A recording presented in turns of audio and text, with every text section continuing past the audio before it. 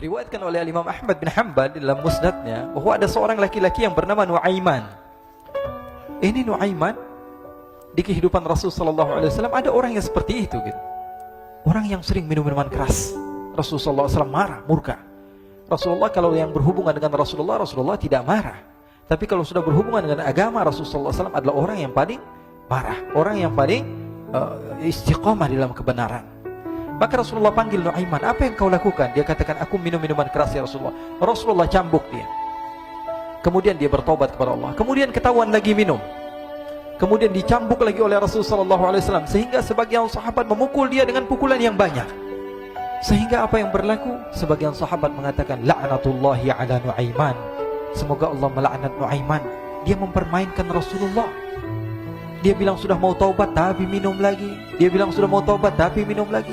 Maka Rasulullah SAW mengatakan, la tal'anuh fa innahu yuhibbullah wa rasulah. Kata Rasulullah, jangan kamu laknat Nuaiman, karena dia itu cinta sama Allah, cinta sama Rasulnya. Dalam riwayat dia dicintai Allah dan dicintai oleh Rasulnya Muhammad sallallahu alaihi wasallam. Ibn Majah menceritakan bahwa Nuaiman ini pernah suatu waktu diajak oleh Sayyidina Abu Bakar pergi ke negeri Syam. Negeri Syam itu di mana? Seperti yang diceritakan tadi, antara daerah Suriah, Lebanon, Yordania, kemudian Palestina. Daerah seperti itu. Umumnya orang Quraisy pada masa itu mereka memiliki rihlah berdagang, membeli dagangan ke Syam, kemudian dijual lagi di kota Makkah. Ketika itu Rasulullah SAW didatangi Abu Bakar. Sayyidina Abu Bakar mengatakan kepada Rasulullah, ya Rasulullah, saya mau izin ya Rasulullah. Mau apa? Saya mau ajak dua sahabat kamu ini ikut berdagang ya Rasulullah. Siapa? Kata Rasulullah, Nuaiman. Kata Rasulullah SAW, Nuaiman kamu mau ajak? Mau ngapain? Biar seru-seruan aja ya Rasulullah. Kata Rasulullah, ya sudah, saya izinkan kamu bawa Nuaiman. Ketika itu Sayyidina Abu Bakar membawa Nuaiman sama satu sahabat namanya Suwaibid ibn Harmalah. Siapa namanya? Suwaibid ibn Harmalah. Ini sahabat Rasulullah SAW yang memiliki sifat yang berbeda-beda. Kalau Nuaiman ini aneh. Pernah Rasulullah SAW dibawain makanan banyak, dikasih Rasulullah, dikasih sahabat semua. Semuanya sudah makan, tiba-tiba si Nuaiman ini, sahabat Nabi Nuaiman mengatakan kepada Rasulullah, ya Rasulullah, ini yang penjualnya, tolong kau yang bayar ya Rasulullah.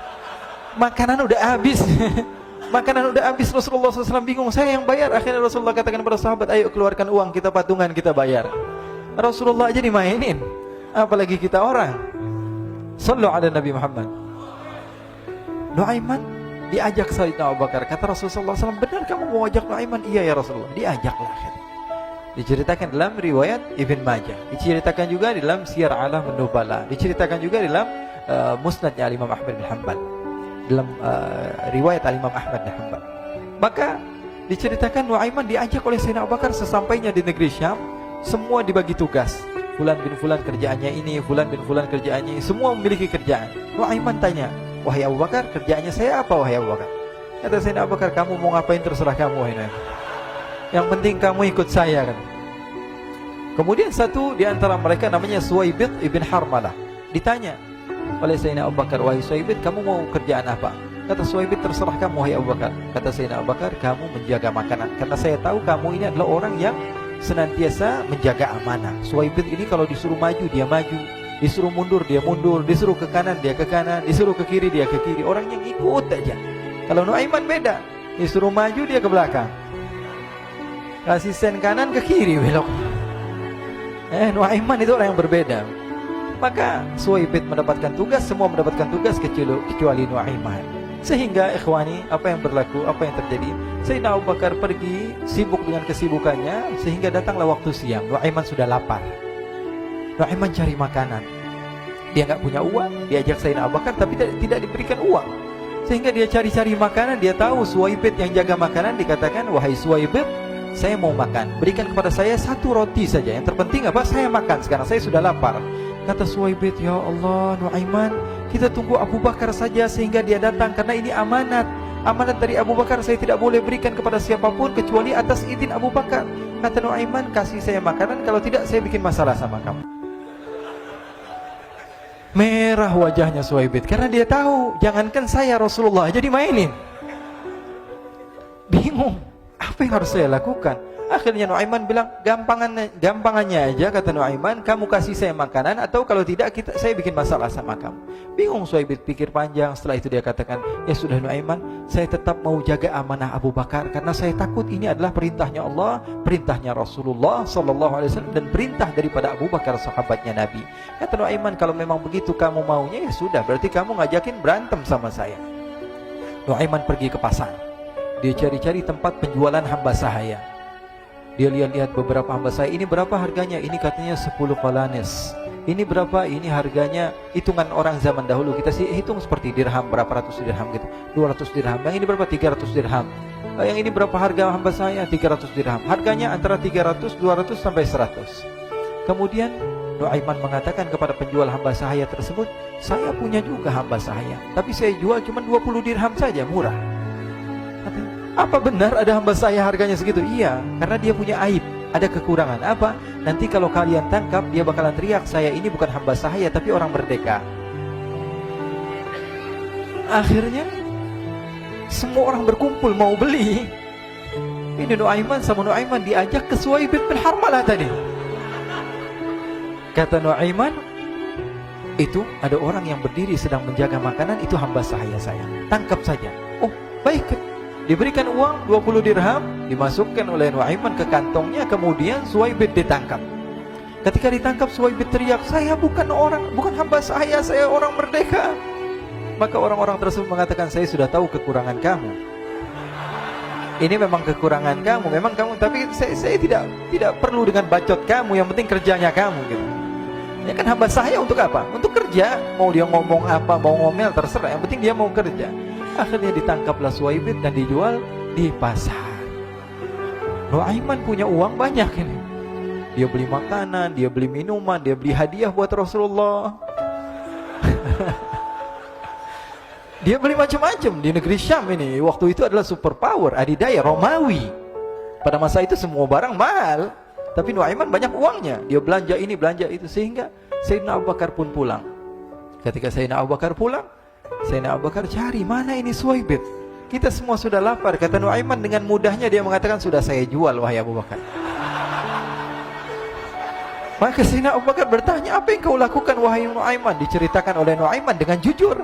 Nuaiman ini orangnya apa adanya, tapi nyusahin. Saya jual. Akhirnya dibawa oleh Nuaiman, Sayyidina Abu Bakar pergi ke mana?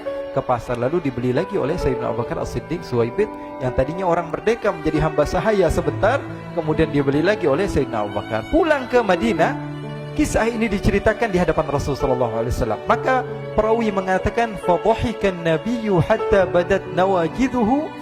Ketika diceritakan kisah Nuaiman tersebut dengan Suhaib, Rasulullah tertawa sejadi-jadinya, sehingga gigi geraham Rasulullah SAW nampak di wajah mata para sahabat.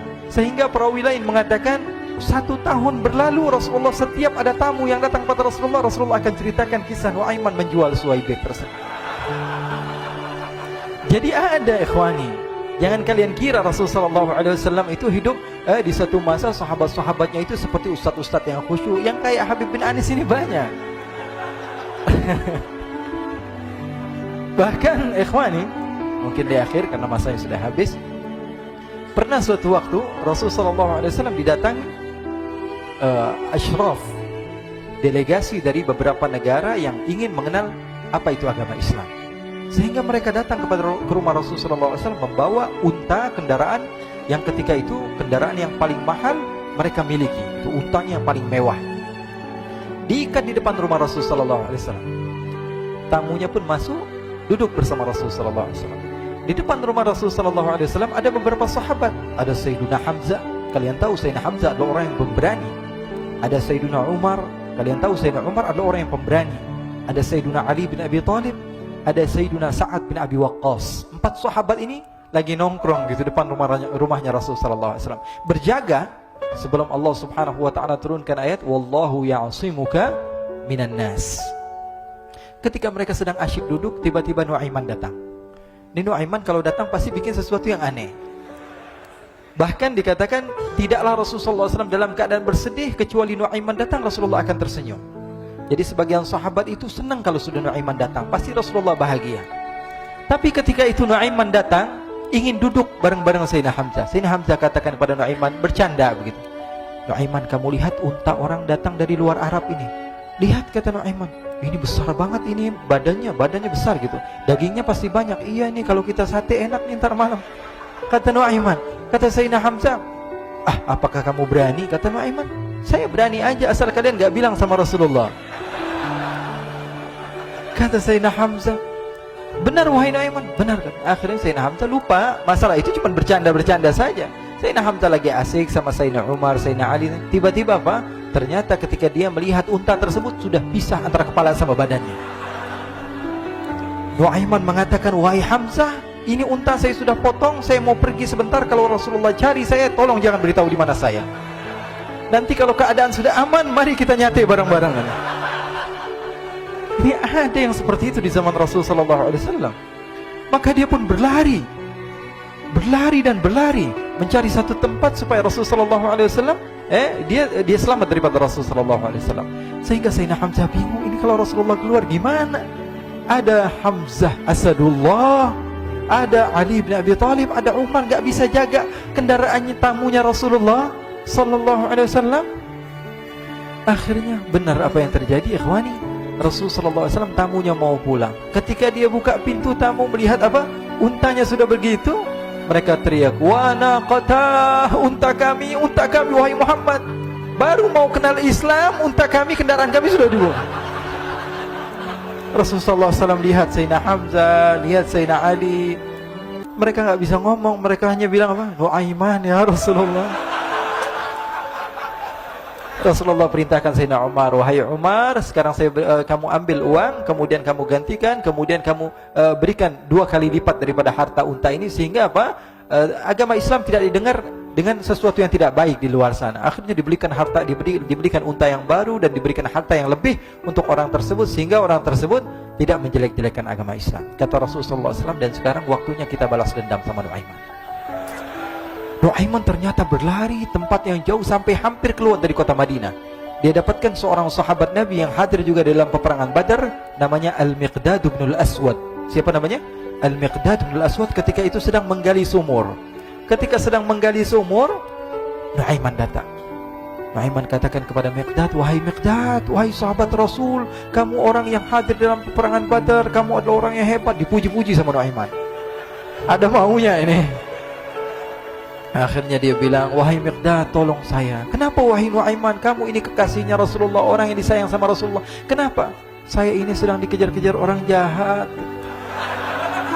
Tolong selamatkan saya. Saya pengen masuk ke dalam sumur, boleh atau tidak? Kata Miqdad, siapa yang mengejar kamu? Pokoknya saya dikejar sama orang-orang. Kamu mau atau tidak selamatkan saya? Ya sudah, selagi kamu itu adalah sahabat Nabi, silahkan kamu masuk. Masuk akhirnya Nuaiman ke dalam sumur tersebut. Lalu Nuaiman mengatakan, wahai Miqdad, dia keluar lagi. Nanti kalau ada yang cari saya, tolong jangan beritahu saya di dalam sumur ya. Kata Miqdad, baiklah. Kata Nuaiman, siapapun yang bertanya tentang saya, kamu tidak akan kasih tahu? Iya, kata. Walaupun Rasulullah yang tanya saya? Katanya, enggak mungkin Rasulullah datang ke tempat sejauh ini. Iya, walaupun Rasulullah.